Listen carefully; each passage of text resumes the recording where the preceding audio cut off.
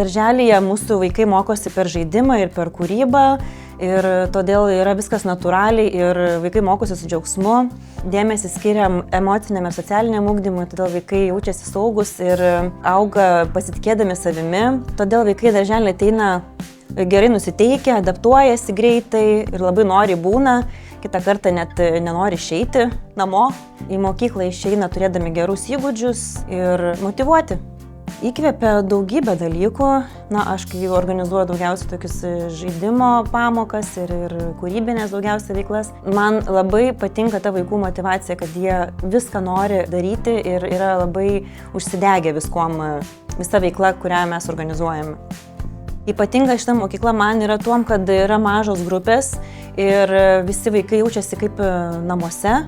Ateina į ugdymo įstaigą su nusiteikimu ir išmokti kažką, bet to pačiu ir tiesiog labai jaukiai ir kaip namuose praleisti laiką. Tai man tuom labai yra ypatinga šita vieta, nes ir pati ateinu ne kaip į darbą, o kaip namus.